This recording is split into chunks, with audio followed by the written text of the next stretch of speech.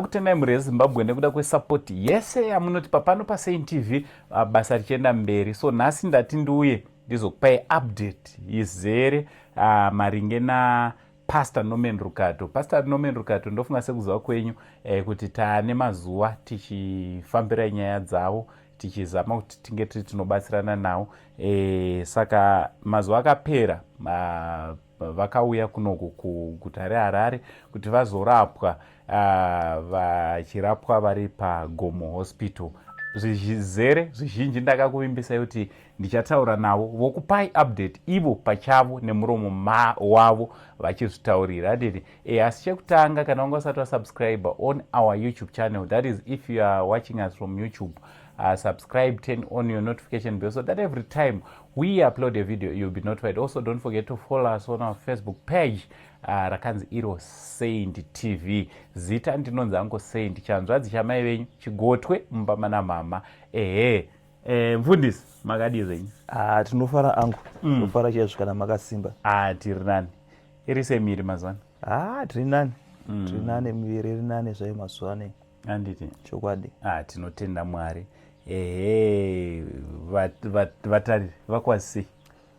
Makadini muri yeZimbabwe nevamwe vari kune dzimwe nyika dzakasiyana siyana vanga vasiri vana veZimbabwe, tinokwazisai mese nemufaro muzita raJesu Kristu.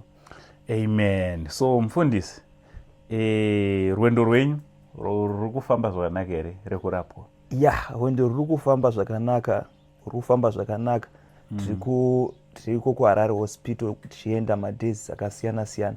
Saka takasvika Friday, tikakwanisa kuona, tione madoctors maviri akasiyana, maspecialists emabhonzo, then nemaphysio doctors anoitawa nezveropa. Saka ndo madoctors madepartments atakanzi tiende. Saka takakwanisa kuona madoctors emabhonzo, ndo atakakwanisa kuona.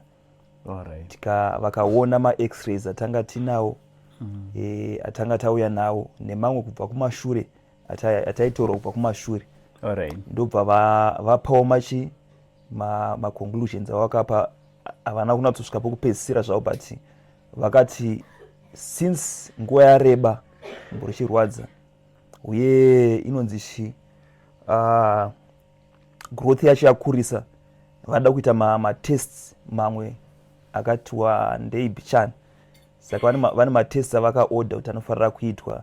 I think the main test yavakaorder is CT scan yatakazobudirira kuita nezuro. Then also pane imwe test yanofanira kuita inonzi biopsy. Ine chekuita nekutesta macancers, kuona kuti cancer yacho itype ipi uye iri pastage ipi nezvimwe zvakadaro daro. Saka also it was confirmed kuti icancer. I think with that biopsy zvichazonatsokubuda chaizvo kuti zvakamira sei. But already pakuona kwavo from the x-ray vakatotaura kuti icancer pama-x-rays avakaona.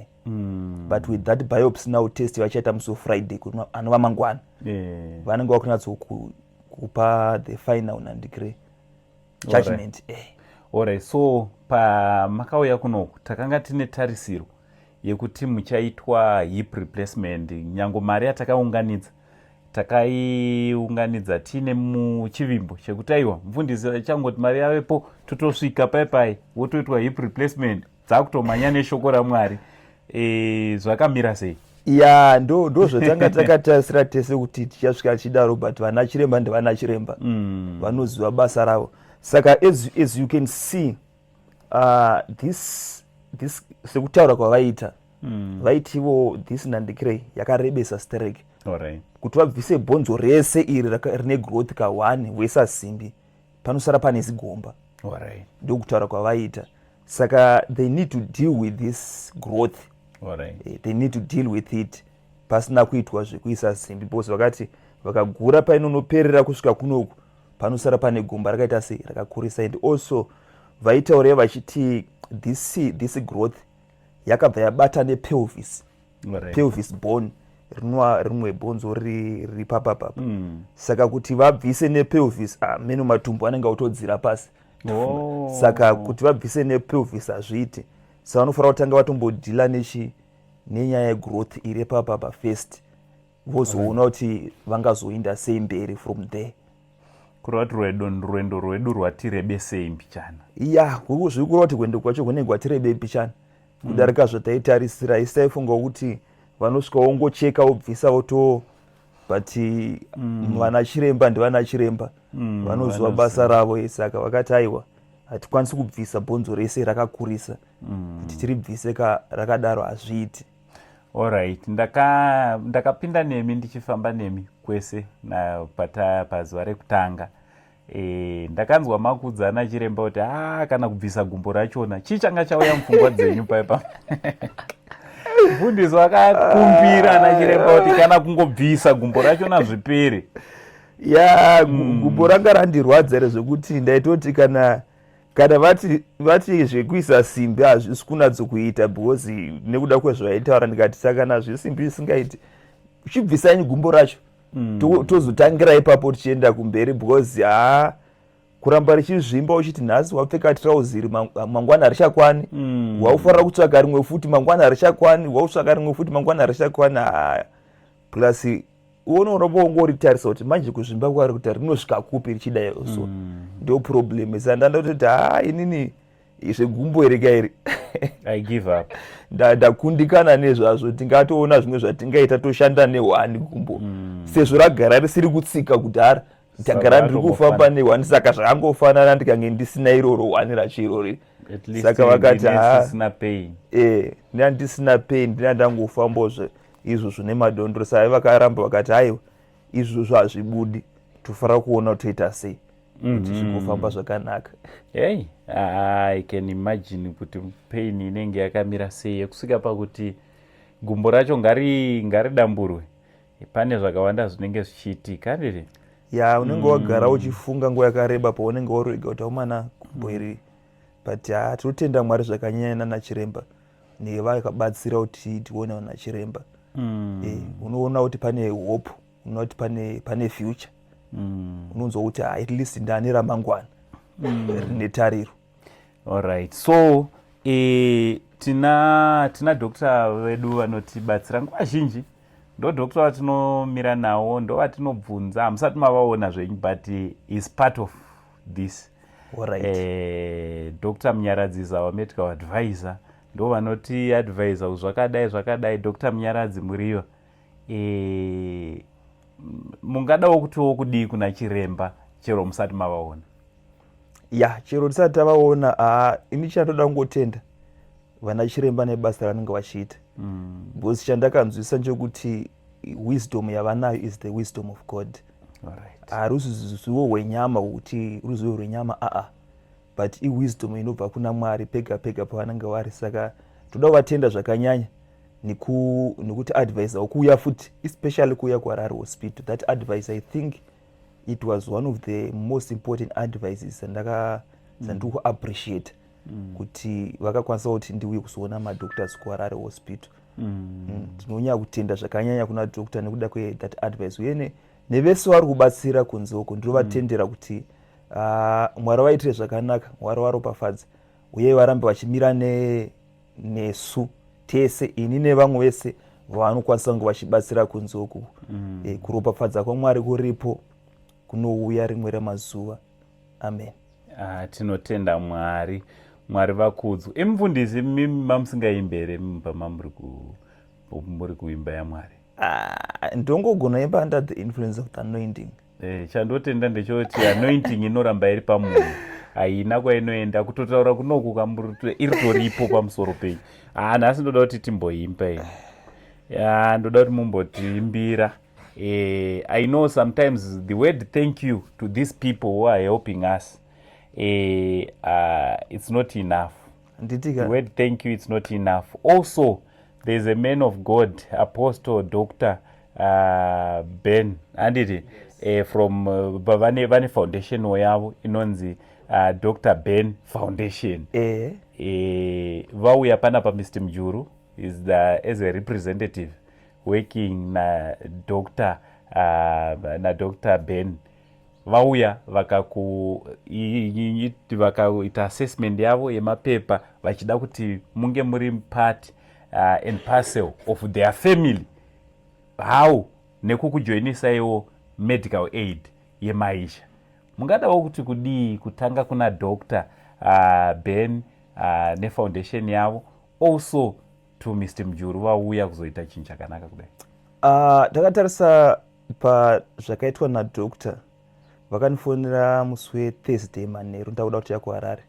Ndakatoshamisika. Vandibata tikafarawo zvakanyanya zvisingaiti nemufaro mazuva ese. But pane chinhu wani chandinogona kutaura direct. Handizivi yangu kuti sometimes zvinogona kunge a bit controversial or so, but at least I will be speaking what is in my mind. Chavakandiratidza ndechekuti mukati mavo muchiri naMwari, Mwari wataiziva kubva kare. Because kana takatarisa chinonzi kunamata, Bhaibheri shoko raMwari rinotaura kuti kunamata kwezvokwadi kuchengeta nherera nechirikadzi dziri pakati penyu. Saka ukaona uri munhu anonamata, usingagoni kuona nherera, usingagoni kuona chirikadzi, dzigere munharaunda yauri, kana even within the family yako chaiyo, then hapana chinonzi kunamata. Ndovhangeri randoparidza ini, unfortunately ndakuparidza zvangu. Ndo zvinotaura Bhaibheri. Bhaibheri rotaura kuti ungada sei Mwari wausingaoni kana uchitadza kuda munhu waunoona. Saka ndinonyanya kutenda zvikuru because kana achiona vanhu vakaita sana Pastor Dr. Ben nemamwe mapastors andisina kutaura like this kwavari, but still those people they give me that courage yokuti at least panyika pachiri nevanhu vanoziva kunonzi kunamata, panyika pachiri nevanhu vanoziva kunonzi kutsvaga Mwari. Because nyika yatirike zvoyo nechiKristu, chiKristu chanenge chanyanya kuwandira munyika zvakanyanya kudarika nzira yekutsvaga Mwari. Saka kana tivaona vanotipawo encouragement yokuti panyika pachiri nevanhu vanotsvaga Mwari. Because maquestions andina ndichizvibvunza kuti andaizvibvunza kare pandaigara ndiri one kuti but chechi chaiyo ichiripo here inonzi chechi panyika. Because my instructions akasiwa naJesu chaiyo hatisi kumaona ichiitika panyika. But ndaizoti pakufunga kwakadaro stereki, I think there was a time yokuti ndaifunga zvakadaro ndobva all of a sudden pasvikawo chechi yeLutheran, ndobva svika ndobva yandipa help, ndobva ndati saka Mwari variko uye machechi ariko. Saka kana tichiona vanhu vakadaro sana Dr. ndofunzwa kufara zvisingaiti, uye tichiona mafoundation akadaro okuti mafoundation anomira nenherera nechirikadzi, tinozwa kufara. Hanzi kunyange munhu ari mutorwa, Mwari anopa a very specific instruction kuvana vaIsraeri kuti chengetai vatorwa vari pakati penyu. Remember maimbowo vatorwa munyika yeIjipita. Saka maimbowo vatorwa mukagara muIjipita, nemiwo onai vatorwa vari pakati penyu. Saka ndonzwa kutenda zvakanyanya zvikuru kwazvo nekuda kwebasa vari kuita, nekuda kwefoundation yavanayo, nekuda kwekubatsira kwavari kuita ikoko. Ndonzwa kutenda Mwari zvakanyanya zvikuru kwazvo. Tovatenda toti Mwari vaitire zvakanaka, uye foundation yavo Mwari aramba achiikurisa, Mwari aramba achiiropafadza, Mwari aramba achizarura masuo kuti varamba vachiwana maresources.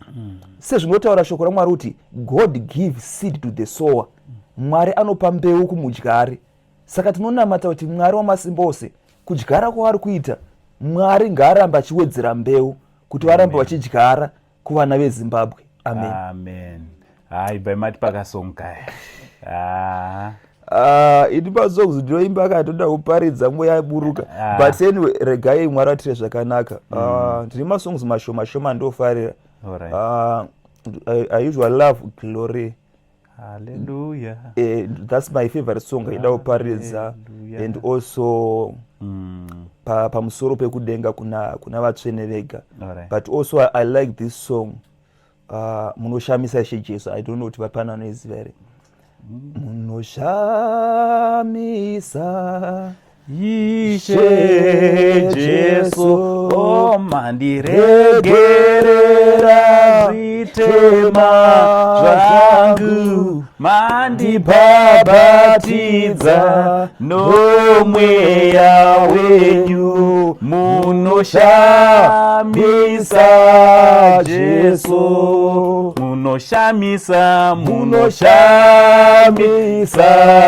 Ishe Jesu, mandiregerera zvitema zvangu, mandibhabhatidza nomweya wenyu, munoshamisa Jesu. Ona taidziwa nepi nyasha dzokunzi vana vashe, taidziwa nepi nyasha dzokunzi vana vashe, taidziwa nepi nyasha dzokunzi vana vashe, ungavakudzwe Jesu.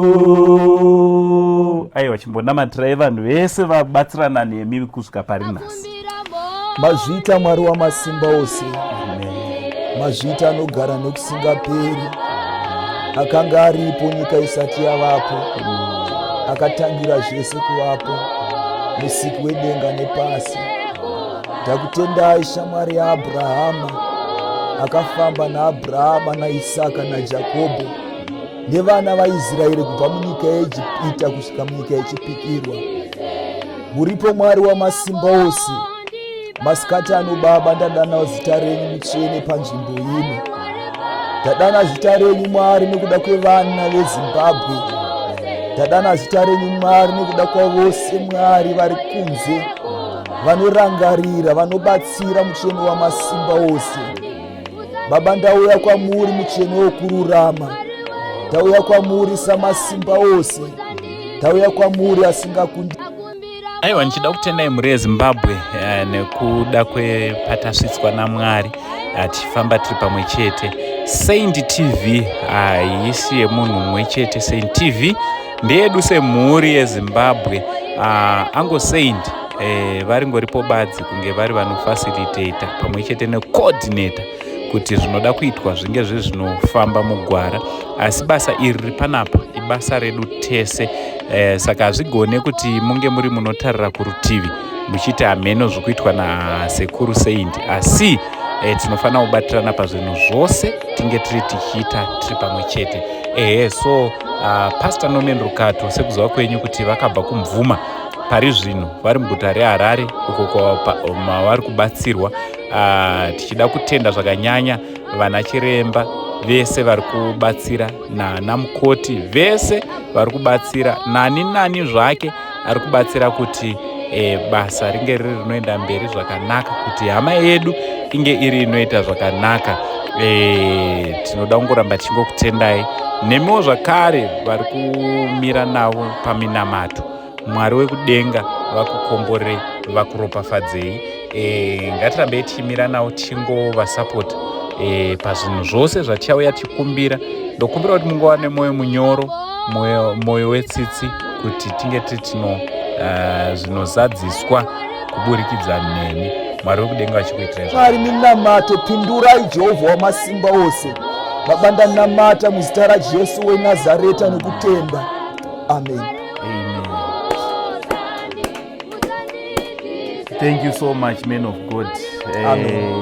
Munamato wenyu wasvika kure, wasvika pasi rose kumhuri yeZimbabwe. Aiwa, tinoda kutenda. Ndofunga mufundisi vari kukudzai rwendo rwavo rwavari kufamba. Ndichiramba ndichidzoka kuti rwendo ruri kuratidza kuti rwatirebei pane zvatakanga tichitarisira. So for those who would like to partner with Pastor Norman Rukato, you are free kubatana navo. Moiziva kana vari muHarare vanoda kudya, vachada kudi magroceries, handiti asi andaona vanhu vauya nemagroceries. You are free to come nemagroceries. You are free to get in touch with us. We can bring you to this place. Moziva kana mufundisi, you are free kunge muri unobatsira nezvaunoda kubatsira nazvo. Mwari wekudenga vari mubatsiri vedu. We don't know kuti for how long yavachange vari munomu. Vamwe vazhinji vanobva vati handi vakabatsirwa. Tinotenda vakabatsirwa ende vachiri kubatsirwa ende vachiri kuramba vachida help kusvika vave fit, kusvika vadzokedzana vakukwanisa kuzviitira zvavanofanira kunge vari vanozviitira, kusvika pavanodzokera zvakare papulpit. Pastor Zenda, you remember veku AFC mugodi chechi iri ku UK yanditi vakataura vakati zoni toda kuona mufundisi vari behind the pulpit again vachiita basa ravakadanirwa naMwari. So as long as pastor vakagara vakadai, it means he is not yet behind the pulpit, so he still needs our help. So ndiri kuramba chidzoka kwamuri vanoda kubatsirana nawo, ngatibatsiranei nawo, Mwari ari mubatsiri wedu. Pane munamato wavaita ndateerera kuti kune vari kutobatsira mukushaya kwavo. Kubatsira hakusi kwevanowana chete, aiwa, kubatsira ndekwedu isusu tinotoshaya kunyanya. A lot of people vanoti Uncle Saint, mazuva ndinosangana navanhu vachiti Uncle, Mwari akandipa mari semi, ndoda kuti ndiite zvamunoita.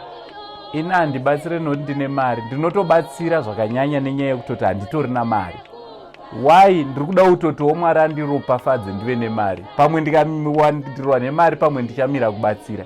But as long as I'm still poor, as long as ndisati ndaane mari yakawanda sevamwe, ndicharamba ndichibatsira nekuti handizivi kuti nyasha dzangu dzekuzovawo nemari nemagenerations achanditeera dzichabva papi. Thank you so much. Ndinotaura ndizvine shungu kana ndotaura.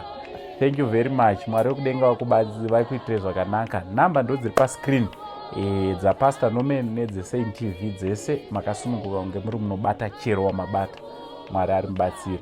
Dr. Ben Foundation, thank you very much. Apostle, thank you very much for this noble act. Handiti chinhu chakanaka kudai, chinhu chekubatsira umwe muranda waMwari. Hanzi pane nziyo yataimba yekuti ndinamatire ndigokunamatira. This is a way yekutonamatirana. People we just believe kuti kungopfugama tichinamata, that's all. But if you can go an extra mile yekuti wapedza kupfugama nekunamata, you can still stretch your hands. It's a way of praying for one another futi iyoyo.